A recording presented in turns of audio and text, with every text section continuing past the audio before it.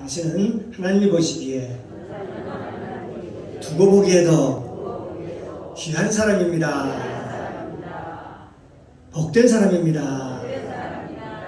복댕입니다. 할렐루야. 이 시간 주님의 은혜가 저와 여러분 가운데 충만하게 임재하시기를 주님의 이름으로 축복합니다. 오늘 이 시간 말씀을 통해서 성령 충만받기를 원합니다.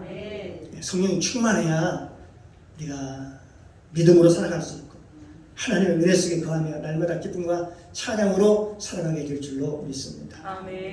오늘 함께 은혜를 나눌 말씀의 제목은 꿈의 해석자 요셉, 꿈의 해석자 요셉이라는 제목을 가지고 함께 은혜를 나누겠습니다.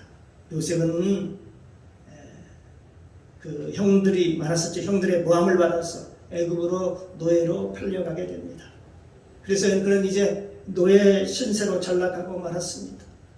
그런데 애굽에 가서 그 애굽의 그 시리 대장, 친위 대장이죠. 보디발 집에 노예로 팔려갔는데 나중에 그 보디발이 요셉을 지켜보니까 아주 사람이 쓸만해요. 괜찮아요. 아주 성실해요. 하나님과 함께하는 사람임을 그가 알아보았습니다. 그래서 그는 요셉한테 그 모든 집의 모든 창고의 열쇠를 다 요셉에게 맡깁니다. 그래서 그 요셉은 그 집에 있는 모든 것을 다 맡았다라고 성경은 얘기하고 있습니다. 요셉이 보디발의 집에서 모든 것을 관장할 때 그때부터 하나님께서 보디발의 집에 복을 주시면 그 집이 형통하였다. 그렇게 말씀하고 있습니다. 이 형통이라는 말은 사람들이 보기에도 우리가 보기에도 알아볼 수 있을 만큼 그런 형통함이 있었다라고 말씀합니다. 이 창세기 39장 5절 이하에 보면 그가 요셉에게 자기 집과 그 모든 소유물을 주관하는 그때부터 한때부터 여호와께서 요셉을 위하여 그 애굽 사람의 집에 복을 내리심으로 여호와의 복이 그 집과 밭에 있는 모든 소유에 미쳤다. 그럽니다. 그래서 그 소유를 다 요셉의 손에 맡기고 위임하고 자기 식료 외에는 아무것도 간섭하지 않았다라고 성경에 기록하고 있습니다. 그러니까 자기가 먹는 그 음식 외에는 먹을거리 외에는 하나도 요셉을 간섭하지 않았다 얘기합니다. 요셉을 얼마나 신뢰하고 믿었으면 그랬을까요? 그래 이제 자네 마음대로 하게. 그때 요셉이 주인님 그래도 그렇지 않잖아요. 이게 이럴 때는 어떻게 해야 되나요? 물을 때에 이 사람아 그건 자네가 알아서 하게나 라고 하고요 전적으로 요셉에게 모든 것을 맡겼다. 요셉이 주인이 요셉에게 모든 것을 다 요셉에게 관장했다는 그런 얘기입니다. 요즘으로 얘기하면 뭘까요? 집에 있는 통장이라든지 도장이라든지 인감도장이라든지 먹을 그 음식 외에는 모두 다 전부를 다 맡겼다라 그렇게 얘기할 수 있는 것이죠. 얼마나 그를 요셉을 신뢰했으면 그렇게 모든 것을 다 맡길 수 있었을까요? 항상 한번 우리가 생각해 볼 수 있습니다. 그 주인에게 그렇게 사랑을 받았으면 그런데요 참 좋았을 텐데 이제 그 사랑이 어떻게 딴 방향으로 흘러갔습니다. 바뀌어버린 거예요. 그게 뭐냐? 바로 그 집에 그 보디발 장군의 그 아내가 또 그를 사랑하게 된 것이죠. 이로 인해서 요즘은 새로운 시련이 다가오게 됩니다. 요셉이 노예로 팔려올 때는 형들의 노여움, 형들의 그 미움을 통해서 시련이 왔는데 이제는요 보니까 오늘 본문에 보니까 사랑으로부터 시련이 오기 시작합니다. 너무나 요셉을 사랑했기 때문에 그렇습니다. 이게 보니까 너무나 사랑해서 시련이 옵니다. 참 우리가 인간적으로는 참 희한한 일이지요. 희한한 시련이지요. 그런데 세상의 사람들, 육신의 사람들은 미워하는 것도 문제고 또 사랑하는 것도 문제가 되더라는 것입니다. 그러니까 이 세상의 육신의 사람들은 너무 사랑해도 이것이 나중에 문제가 되고 또 너무 미워해도 또 미운 걸 통해서 문제가 되고 그렇기도 그렇습니다. 오늘 본문에 보니까 당시 보디발의 집에는 요셉보다 높은 사람이 없었다라고 그렇게 얘기하고 있습니다. 보디발 주인 보디발 위에는 말입니다. 그런데 나중에 그 보디발의 아내가 보니까 참 일도 잘하지요. 요셉이 아주 용모도 뛰어나고 또 아름답고 지혜롭고 또 젊고 용모가 출중하니까 아마 그 요셉을 그 아내가 이용했던 모양입니다. 그때 그 요셉이 내가 하나님 앞에 악을 행하니까 악을 행하지 않겠다고 하며 그 유혹을 아주 단호하게 물리칩니다. 그런데 그 일로 말미암아 나중에 요셉은 더 크게 시련을 당하게 되는 것을 볼 수가 있습니다.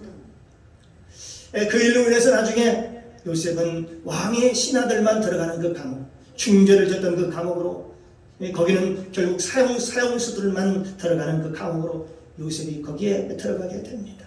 그런데 그 감옥 안에서도 어찌된 일인지 얼마나 그가 지혜롭게 모든 일을 잘 처리했는지 그 간수가 나중에 보니까 모든 재반 사무를 다 요셉에게 맡기게 된 거죠. 거기에 감옥에 들어간 지 얼마 안 돼요. 그 감옥에 좀 있다가 왕 옆에서 시중을 들던 술 맡은 관원장이 들어오고 또 굽는 그 관원장이 들어오고 그 후에도 수많은 그 죄수들이 그 안에 들어오는 거예요. 그것도 노예. 특히 히브리인 그 노예. 그 요셉에게 모든 것을 관장할 만큼 그 간수가 요셉을 인정했다라고 보는 것입니다. 그러니까 요셉을 보면 참으로 지혜로운 사람 같았어요. 그리고 보니까 사람과의 관계도 좋고 원만하고 사람 보기에도 참으로 사람이 복스럽고 사람이 귀염성이 넘치고 그랬던 그런 사람 있잖아요. 보니까 그런 사람 우리 지금 그런 사람도 있잖아요. 아마 요셉이 그런 사람 중에 한 사람이었던 것 같습니다.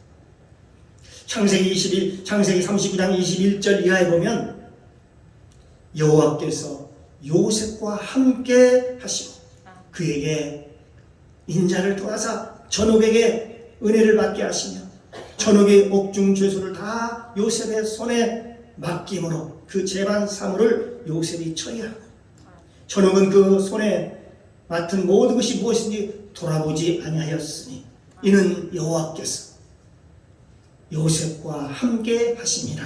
아멘. 여호와께서 그의 범사에 형통케 하셨다. 아멘. 라고 말씀하고 있습니다. 오늘 본문을 보니까 하나님의 요셉과 함께 하심으로 좀 뭔가 남들과는 좀 달랐던 것 같습니다. 세상 사람이 보기에도 남다르게 저 사람이 정말 하나님을 믿어? 저 사람 안에 하나님이 계시네? 하나님 믿는 사람은 뭔가 달라요. 그러면서 하나님 믿는 모습 그런 모습이 그 모습 안에서 요셉 안에서 그에게 나타났다는 것이죠. 여러분 신앙생활이라고 하는 것이 무엇입니까? 우리가 단순히 교회에 다닌다는 그 의미가 아니지 않습니까? 우리가 신앙생활을 할 때 하나님의 말씀을 가지고 사는 사람들이 그 말씀을 삶 속에서 그 생활 속에서 생활하는 것을 신앙생활이라고 얘기하지 않습니까? 그 삶 속에 하나님이 계셔도 하나님의 모습이 그 안에 있고 하나님의 지혜가 있고 정말 우리하고는 좀 다르구나. 그런 아름다운 모습이 그 열매로 나타나더라는 것입니다. 누구를 통해서? 요셉을 통해서 나타나더라는 것입니다. 그들의 요셉의 삶을 보니까 그런 게 나타났다는 것이죠. 세상 사람들에게 볼 수 없는 그런 성령의 열매들이 요셉에게 가득 나타났다는 것이지요. 사랑하는 성도 여러분, 저와 여러분의 삶이 그런 거 아닌가요? 우리가 왜 기도를 할까요? 왜 우리가 성령을 받아야 된다고 얘기할까요? 우리가 성령을 받아야 한다고 그렇게 얘기할까요? 여러분, 우리가 성령 받으면요 귀신을 쫓아낼 수 있습니다. 그런데 그 귀신이 어디에 있느냐? 바로 어디에 있을까요? 안에 있는데 저와 여러분 안에, 여러분의 고집 속에 귀신이 있습니다. 그래서 사람들은 어떤 사람은 귀신이 어디 머릿속에 있다, 어떤 사람은 가슴에 있다, 어디 있다 그렇게 얘기를 해요. 어디에 붙어 있다 그렇게. 그런데 사실은요, 귀신은 저와 여러분의 고집 속에, 완고한 고집 속에 있습니다. 실제로 사람이 고집이 세면요, 그 사람 가만히 보면 죽어도 안 나갑니다. 귀신이 안 나가요. 아무리 쫓아내도 다시 집을 짓고 또 들어옵니다. 한 마리를 쫓아내면 10마리가 더 무서운 게 더 들어옵니다. 이 고집이 센 사람들은 절대로 그 집이, 마귀가 지은 그 집이 무너지지 않습니다. 이 고집이 센 사람은요, 그렇다는 겁니다. 그러나 우리가 어느 때 이 귀신이 나가냐? 하나님 앞에 철저히 회개할 때, 나의 죄를 하나님 앞에 회개할 때 그 고집이 떠나가는 거예요. 그 고집이 무너지더라는 것입니다. 그래서 여러분, 내가 잘못했다고 고백하고 사람들 앞에서도, 그리고 하나님 앞에서도 내가 잘못했다고 시인하고 고백할 때, 회개할 때, 그럴 때 내 안에서 귀신이 떠나가기 시작합니다. 그때입니다. 그러면 영적인 귀신이 뭐냐는 것입니다. 그것은 인간의 고집 속에 자기 마음대로 살고 싶어하는 것, 자기 뜻대로, 자기 생각대로 그렇게 하게 하는 것이 바로 그게 귀신의 역사라는 것입니다. 이 마귀라는 녀석이 그렇잖아요. 창세기를 보면 아담과 하와에게 합니다. 네가 선악과를 따먹어라. 그래서 선악과를 따먹게 하면서 그러면서 뭐라고 해요? 네 마음대로 하면 살아봐라. 네가 하나님처럼 살아봐라. 그리고 선악을 네가 분별하고 네 뜻대로 네 뜻대로 하면 살아봐라. 라고 마귀가 유혹하지 않습니까? 그게 바로 이 마귀의 유혹이잖아요. 그러니까 마귀의 유혹을 받아서 우리가 믿음 생활을, 신앙생활을 하면 어떻게 될까요? 그저 마귀의 밤이 되는 것이죠. 그래서 성경은 뭐라고 쓰면 근신하라, 깨어라. 너희 대적마귀가 우는 사자같이 두루 다니며 삼킬 자를 찾나니라고 말씀하고 있습니다. 그런데 여기 요셉의 삶을 보면은 그의 삶이 완전히 변화된 삶이에요. 누구나 인정하는, 저 사람은 하나님을 믿는 사람이구나. 모든 일들에 감사하고 자발적으로 헌신하고, 누가 시켜서가 아닙니다. 충성하고 최선을 다하는 것이죠. 노예로 팔려서도, 감옥에 들어가서도 최선을 다하는 것이죠. 근데 감옥에 들어갔더니 감옥에서 언제 사형을 당할지도 모르는 그 사람들의 모습은 되게 그렇잖아요. 어떨까요? 얼굴이 밝을까요? 그렇지 않습니다. 늘 우울하고 힘들고, 마치 막 괴로워가지고 내 인생이 어쩌다가 이렇게 됐나, 신세한탄을 하고, 좌절하고, 낙심하고, 두렵고 떨리고 그렇죠. 그게 보편적이지 않습니다. 그런데요, 요셉은 그 감옥에 들어가서도 요셉의 얼굴은 그렇지 않았다는 것입니다. 늘 요셉은 감사하고, 마치 좋은 일이 일어날 것처럼 그 삶에서 다른 사람들과 전혀 다른 삶을 살았다는 것입니다. 그러니까 사람들이 쟤는 하나님을 믿는다 하는데, 그래, 뭔가 달라. 우리가 이걸 삶 속에 전해놓으면 저와 여러분이 그런 삶을 살아야 되지 않을까요? 우리 장로를 보니까, 우리 집사님을 보니까, 우리 권사님을 보니까, 우리 저 목사님을 보니까 참 뭔가 달라. 하나님을 믿는 게 역시 달라. 우리도 이런 소리를 듣기를 소원합니다. 네. 그래서 나중에는 그런 요셉을 신뢰하고 요셉에게 모든 것을 다 맡기지. 그러던 어느 날 왕에게 시중을 듣던 그 술 맡은 관원장, 그리고 떡 굽는 그 관원장이 있었는데, 그 술 맡은 게 무슨 잘못을 했는지 술 맡은 관원장이 먼저 잡혀 들어오고, 그 이어서 감옥에 또 떡 굽던 그 장관도 잡혀 들어옵니다. 보니까 그런데 그 수심이 가득하고, 날마다 그 앞에 떡을 가지고, 식사를 가지고, 밥을 가지고 들어가면 날마다 낙심하고 코를 빠뜨리고 있다면서 사람들이 다 우려를 하는 거예요. 가서 보니까 오늘 보니까 그 사람이 이런 말을 해요. 어저께 내가 꿈을 꾸었는데 참으로 희한한 꿈을 꿨답니다. 그런데 도저히 그 꿈이 무엇인지를 모르겠어. 그러니까 그 얘기를 요셉이 듣고서는 그렇습니다. 그 꿈이 무엇입니까? 라고 묻습니다. 그런데 내가 꿈을 해석해 주리이다. 아무도 이 꿈을 해석하지 못하는데 네가 어떻게 그 꿈을 해석할 수 있다는 말이냐. 라고 얘기하니까 아닙니다. 저는 하나님을 믿는 사람이기 때문에 하나님 꿈을 해석할 수 있습니다. 그래 그러면 내가 너한테 얘기하지. 그래서 사실은 내가 어저께 내가 꿈을 꿨단다. 그런데 포도나무에 새 가지가 있는데 오늘 본문 얘기입니다. 거기에 싹이 나고 꽃이 피고 거기에 포도송이가 탐스럽게 익었었어. 그런데 그것을 따가지고 내가 그 포도주를 만들어가지고 그걸 가지고 왕에게 드리는 그런 꿈을 내가 꿨답니다. 라고 얘기를 합니다. 요셉이 그 꿈을 얘기를 듣더니만 뭐라고 얘기합니까? 그래요. 당신은 살았습니다. 당신은 3일 후면 당신이 복권될 것입니다. 다시 살 것입니다. 라고 얘기를 합니다. 사랑하는 성도 여러분, 도대체 이 꿈을 듣고 요셉이 어떻게 그렇게 알았을까요? 그런데 오늘 성경 본문에 그대로 나오고 그가 살 수밖에 없는 꿈이었다는 것을 말하고 있습니다. 사실은 이 세 가지라는 것은요, 포도나무라고 하는 것은요, 예수 그리스도를 의미하죠. 그것이 요한복음 15장에 있지요. 나는 포도나무요. 나는 포도나무요. 너희는 가지니. 그러면서 예수님께서 하신 말씀이 있지요. 요한복음 15장에 보면 나는 포도나무라. 그리고 보면 너희는 가지니. 그렇게 얘기할 때에 여러분 그 포도나무는 예수 그리스도를 얘기합니다.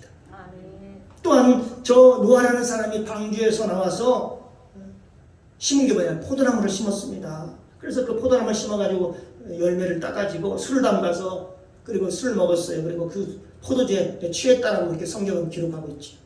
그런데 그것은 영적으로 굉장히 깊은 의미가 있습니다. 이미 그 속에서 노아가 술이 취했을 때에 이미 거기에 율법과 복음이 거기에서 확연하게 드러나게 됩니다. 복음이 뭘까요? 율법이라는 게 뭐고 복음이 뭐라는 것입니다.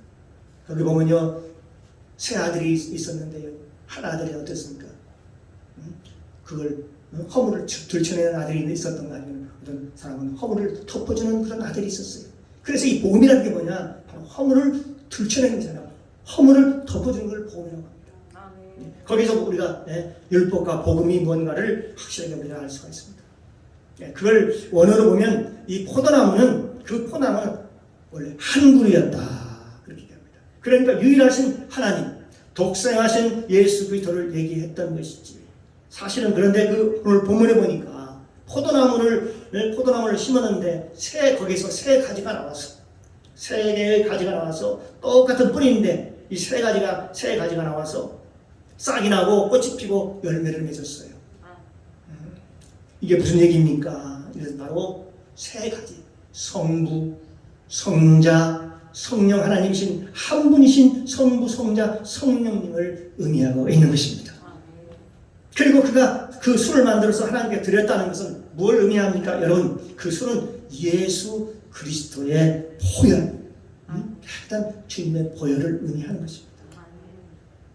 왜? 요한복음 6장 53절에 보니까 예수께서 이르시되 내가 진실로 너희에게 이르노니 라고 말씀하셔서 인자의 살을 먹지 아니하고 인자의 피를 마시지 아니하면 너희 속에 생명이 없느니라. 생명이 없다라고 얘기하고, 그러니까 우리가 예수님한테 갔을 때 우리가 뭘 보여야 되느냐? 바로 우리가 뭘로 구원을 받는가 봤더니 바로 예수 그리스도의 보혈을 보여주면 우리가 구원을 받게 되는 것입니다. 예수님의 십자가에 그 흐리신 보혈로 말미암아 우리의 모든 죄사함이 이루어지기 때문에 여러분, 저와 여러분, 우리가 이 세상에 행하는 모든 우리의 공로, 우리의 행위 공로로 우리가 천국에 가지 않습니다. 이 세상에서 열심히 헌신하고 충성하는 것은 하나님 나라의 상급이라고 얘기합니다. 그러면 여러분, 구원은 뭘로 받습니까? 구원은 뭘로 받느냐? 구원은 바로 예수 그리스도의 피, 예수 그리스도의 보혈의 피로 받는다고 보는 것입니다. 성경에 보면 피 흘림이 없은즉 사함이 없느니라 라고 말씀하고 있거든요. 그래서 우리가 예수 피로 저와 여러분 구원을 받습니다. 우리가 구약의 레위기에서 보면 속죄제의 제사를 드릴 때에도 여러분 우리가 하나님을 만나러 갈 때도 어떻게 만나는지 보면은 그렇습니다. 여러분 범죄를 지은 사람이요 그 송아지를 가지고 오면 그 송아지 잡아가지고 그 피를 양푼에 담아가지고 여러분 들어가면서 성소 휘장이 있을 거 아니에요. 성소 휘장에 7번 뿌립니다. 피를 뿌리는 거예요. 확 피를 휘장에다가 뿌립니다.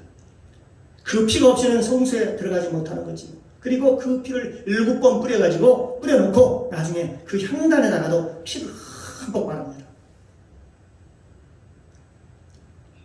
기도의 향단에다가 여러분 기도 향단에는 네 귀퉁이에 뿔이 있어요. 그 네 귀퉁이에다도 피를 흠뻑 발라요. 왜 우리가 피를 묻은 그 향단 네 귀퉁이에 뿔에 피를 바르냐? 바로 이게 무슨 의미냐? 우리가 예수 그리스도의 이름으로 우리가 나가지 않고 예수 그리스도의 이름으로 기도하지 않으면 그 기도가 하나님 앞에 상달되지 않기 때문에 반드시 기도의 향단에 피를 묻혀야 된다는 것입니다. 그 속죄의 피는 바로 예수 그리스도의 보혈을 의미하는 것입니다. 그리고 그 제사장이 그 향을 가지고 성소에 들어가는데 그 향을 가지고 들어가는데 무슨 향을 가지고 들어가냐? 3가지 향이 있는데요. 바로 소합향, 나감향, 풍장이라는 이 3가지 향을 가지고 향단에 가서 다 그걸 드립니다.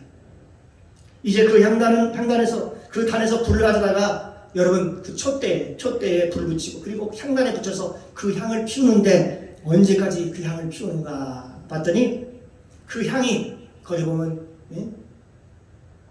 지성소가 있습니다. 성소가 있고 그 안쪽에 지성소까지 가득 채웠어. 여러분 지성소 안이 육안으로 연기로 꽉 차가지고 안 보일 때까지. 그래서 법궤를 와도 법궤가 안 보일 때까지 거기다가 그 향을 그렇게 피우는 거예요. 만약에 법궤가 보이면 들어가다가 제사장이 죽습니다. 그러면 향을 피울 때 거기다 향을 가득 피웁니다. 그리고 그 지성소 휘장에 보혈을 뿌립니다. 법궤에다가도 피를 뿌립니다. 보이지 않게 바랍니다. 왜 그렇게 보이지 않게 그렇게 향을 피우고 그리고 그렇게 피를 뿌리느냐? 그 의미가 무엇이겠습니까? 그 의미가 여러분 우리의 공로가 아니고 우리의 행위의 공로가 아니고 오직 그리스도의 피의 공로로만 보일 수 있도록 거기다가 주님의 피를 쫙 뿌리는 겁니다. 그 피 뿌리는 의미가 그런 의미죠. 피 없이는 사함이 없다. 죄를 사할 사함이 없다라고 말씀했기 때문에 그렇습니다. 그래서 나는 간 것 없고 이제 보니까 이제는 나라는 것은 가진 것이 없고 오직 예수만 보이는도다. 예수만 보인다. 여러분 저와 여러분이 우리가 신앙생활할 때 예수의 보혈로 충만해지시기를 주님의 이름으로 축복합니다. 이것이 은혜라고 하는 거예요. 그게 은혜예요. 우리가 보혈의 은혜 속에 사는 겁니다. 우리가 신앙생활할 때 이 신앙생활이 뭐냐? 바로 뭘까요? 우리가 예수의 보혈을 의지하는 게 바로 그게 신앙생활이라고 하는 겁니다. 예수님의 보혈, 구원의 보혈, 그 죄사함의 보혈의 은혜. 내가 주님의 은혜로 죄사함 받지 않았으면 여러분 이 사람과 다를 게 아무것도 없죠. 똑같습니다.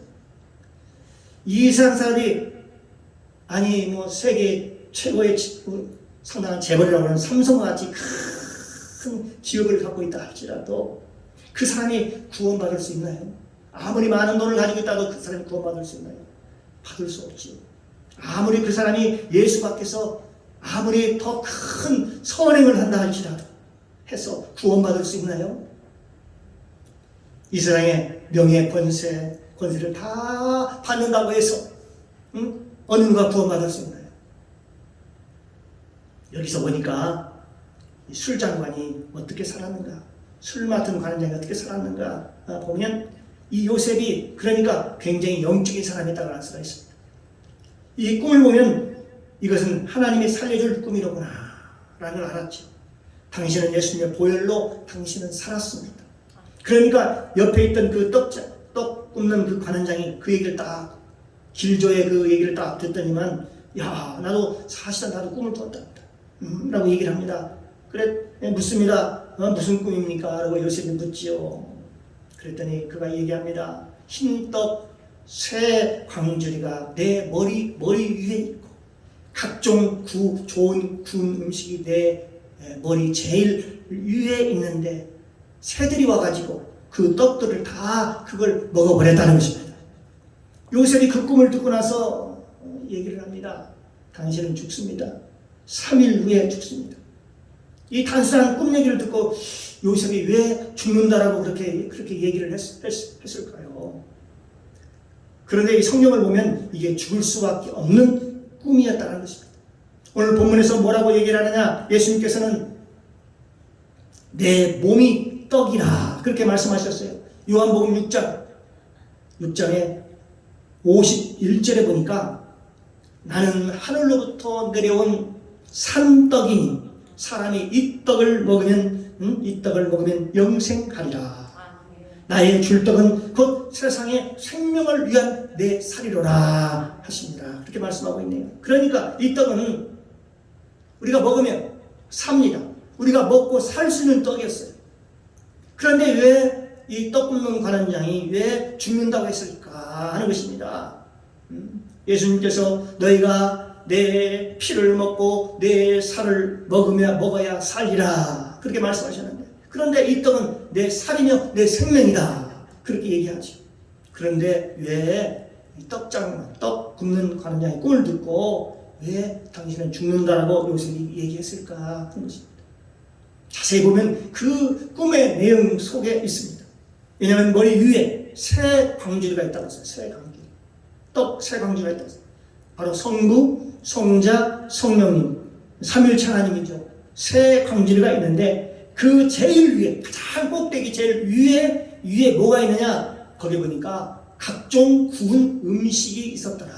뭔 음식이었다고요? 일반적인 떡이 아니라 구운 음식이 있었다. 각종 구운 음식이 있었더라 그렇게 얘기합니다. 제일 위에는 떡이 아니라 각종 구운 음식이 있었다 그렇게 얘기합니다. 그런데 새들이 와가지고 그것을 떡이 아니라 그걸 다 구운 음식을 다 먹어버렸다는 것입니다. 누가 먹었어요? 새들이 와서 먹어버렸다. 사랑하는 성도 여러분, 출애굽기 16장 31절에 보면 만나라는 거란 만나가. 하늘에서 나온 만나가 흰떡입니다. 오늘 본문에 보니까 여기 흰떡이라고 했는데 그 흰떡 새 광주리가 내 머리에 있는데, 오늘 출애굽기 16장 31절에 보니까 하늘에서 내려온 만나, 흰떡. 그러니까 이것은 하늘에서 온 만나. 바로 뭡니까? 예수 그리스도를 말씀하고 있는 것입니다. 그러면 그 떡장관이 더 살아야 되지 않겠습니까? 그런데 왜 살지 못한다고 얘기를 합니까? 거기 제일 위에는 뭐가 있다고 했습니까? 각종 구운 음식이 있었다. 구워서 만든 음식. 자기 생각에는 이 왕을 위한다 생각을 하고요. 좀 더 맛있게 하고 더 부드럽게 해서 구워서 음식을 만들어야겠다 해가지고 왕에게 들었겠지요. 그 얘기는 바로 무슨 얘기입니까? 바로 순수한 떡이 아니라 거기에 뭘 첨가를 했다는 것이죠. 우리가 이 말씀을 우리 삶 속에서 적용할 때, 또 저희들 주의 종 입장에서 하면 말씀을 전할 때도 마찬가지입니다. 우리는 그런 유혹을 받습니다. 순수한 말씀에다가 다른 걸 좀 가미해가지고 재밌게 이렇게 말씀을 전해야지 하는 그런 생각을 가질 수가 있죠. 오직 만나만 가지고 말씀을 전해야지 거기다가 인문학이라든지 철학이라든지 상담학이라든지 역사학이라든지 이런 것들이 첨가해가지고 말입니다. 그래서 하지 말라라고 성경은 우리에게 말씀을 통해서 가르쳐주고 있는 것이죠. 출애굽기에 떡에다가 누룩을 넣지 말고 말라라고 어디에 말씀하셨습니까? 창세기 다음 출애굽기에 6월절에 이미 말씀하셨어요. 여기서 6월절 어린 양을 먹을 때는 절대 누룩을 넣지 말라. 떡을 만들 때 누룩을 넣지 말라고 얘기하는 것입니다. 사랑하는 성도 여러분, 이 6월절 어린 양이 뭡니까? 너희가 6월절 어린 양을 먹을 때는 이 양은 바로 예수 그리스도를 가르치죠. 어린 양을 먹을 때는 날 것으로 먹지 말라고 그랬어요. 너희가 날 것으로 먹지 말고, 너희가 물에 삶아서도 먹지 말고, 즉 부드럽게 해가지고 거기 먹지 말고, 또 양념을 쳐서 먹지 말고, 단지 무교병, 이스트가 없는 그 빵 있죠, 무교병. 그 빵으로 무교병과 함께 먹어라, 그렇게 얘기를 하는 것입니다. 그러니까 이 이스트는 누룩을 얘기하죠. 누룩을 넣어서 부풀려서 맛있게 해가지고 부드럽게 해가지고 해서 먹지 말라는 것입니다. 그러니까 너희들이 그걸 뭘로 먹으라고 하면 쓴 나물과 함께 그걸 먹어라. 그 떡을 먹으라고 그렇게 얘기하고 있습니다. 이 쓴나물이라는 것은 어떻습니까? 그 단어에서 우리가 알 수 있듯이 쓴나물은 처음 먹기에 참으로 쓰지요. 사실 하나님의 말씀은 단단합니다. 처음에는 아주 딱딱합니다. 하나님의 말씀만 전하면 딱딱하고 쓰고 그렇습니다.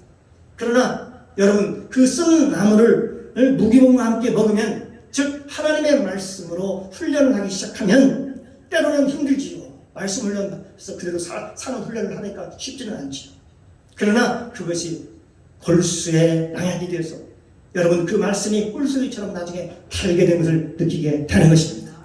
그렇습니다. 말씀을 받으면 힘이 납니다. 양념을 많이 치면 사람들이요, 거부 반응이 일어납니다. 거부 반응. 본능적으로 싫어져요. 여러분의 미각이, 우리가 각종 있잖아요, 여러 가지 그런 뭡니까, 무슨 음식인데 요즘 인스턴트 같은 걸 자주 먹잖아요. 그러면요, 입맛이 전부 다요, 혀의 기능이 다 사라져요. 그래서 어떤 걸 들어도 짠 것을 먹어도 짠지를 모르고요, 그런 미각을 다 잊어버리게 돼요. 그러나 그 미각이 회복되면 어떻습니까? 그냥 먹어도 맛을 느끼면서 먹을 수가 있다고 그럽니다. 그렇습니다. 말씀도 마찬가지입니다. 하나님의 말씀도 순수한 생명의 말씀을 먹으면 처음에는 그것이 쓴 것 같고, 무미건조한 것 같고, 힘이 없는 것 같고, 그렇게 보이지만 그렇지 않습니다. 생명의 말씀은 먹으면 살아나는 것입니다. 마태복음 13장 4절에 보니까 이 새가 뭐냐 보니까 바로 마귀라고 했습니다. 4절에 보니까 뿌릴새, 도로는 길가에 떨어짐에 새들이 와서 먹어버렸다라고 얘기하고 있습니다.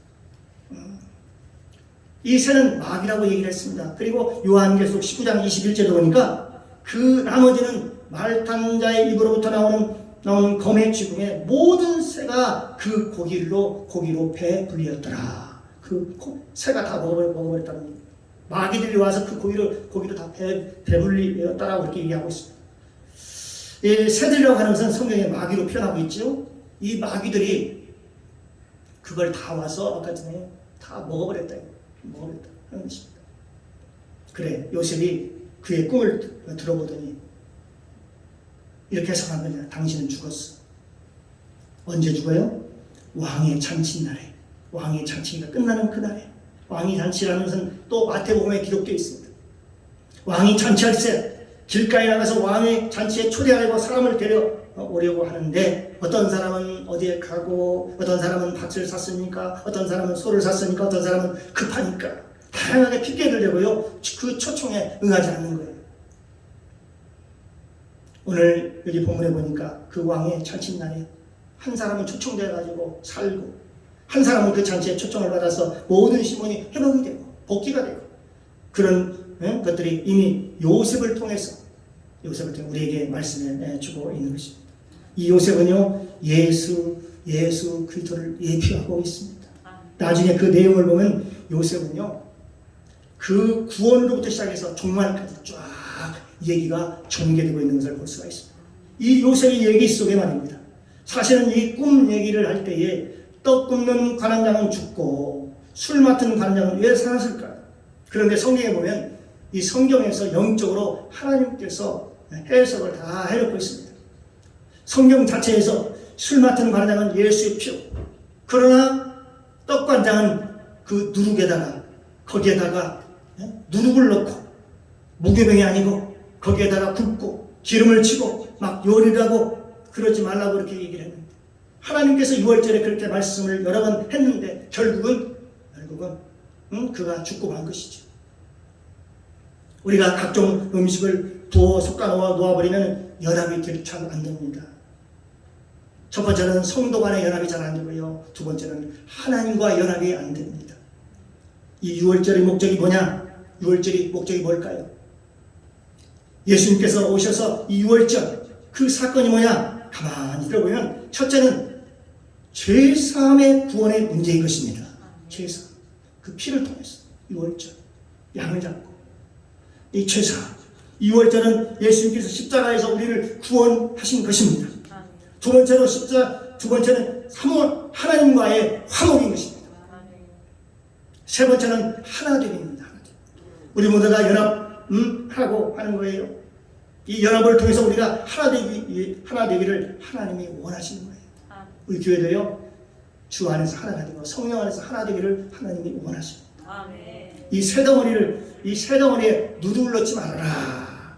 응? 너희가 새 덩어리가 하나가 되기 위해서는 오직 성령으로 하나 되게 하라는 것입니다. 그래서 성령을 우리가 왜 말씀을 불로 구워서 먹으라고 하느냐? 왜 어린 양을 왜 구워서 먹으라고 하느냐? 바로 하나님의 성령을 받고 말씀을 먹어야 우리가 하나가 될 수 있으니까요. 그러니까 우리가 예수 믿어도 성령을 받아야 우리가 예수 안에서 하나가 될 수가 있는 것입니다. 두려움이 왔을 때 하나가 될 수 있는 것은 성령으로 하나가 되게 하는 것입니다. 이미 많은 곳에서 하나님께서는 해석해 주고 있습니다.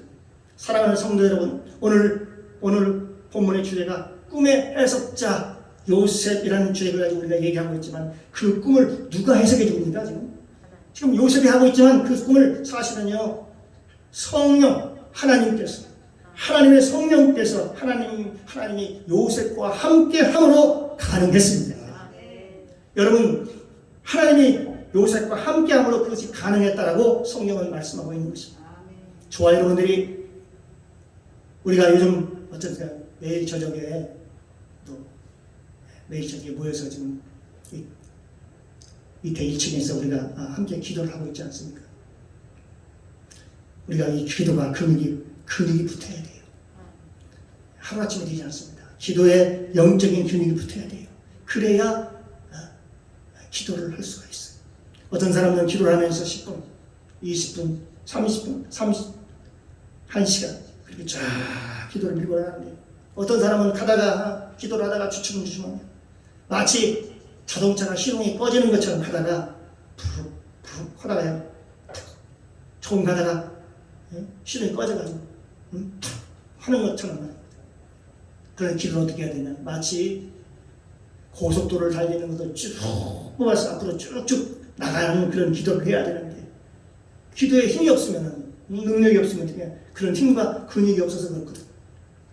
그러므로 저와 여러분이 이 시간을 통해서 우리가 하나님의 말씀을 듣고 그리고 깨닫고 요셉과 같은 그런 영적인 힘을 기르시기를 주님의 이름으로 축복합니다. 아멘. 요셉은요, 저 보디발의 집에 가서도, 그리고 노예로 살았도, 여러분 얼마나 하나님이 함께 했던지, 그가 얼마 안 가서 거의 주인처럼 행세하잖아요.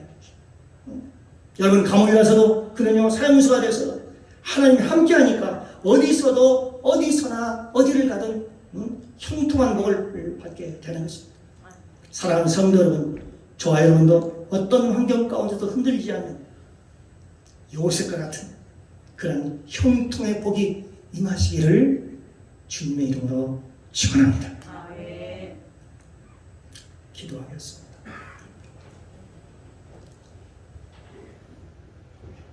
사랑과 은혜가 많으신 하나님 아버지, 참으로 감사합니다.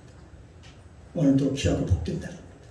더욱더 복되게 하시고, 더욱더 성령으로 거룩하게 하시고, 또 주의 말씀으로 존귀케 해주셔서 우리가 요셉처럼 영적인 사람이 되게 하여 주옵소서.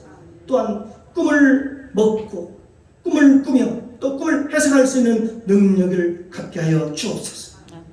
예수님의 이름으로 감사드리며 기도드리옵나이다. 아멘.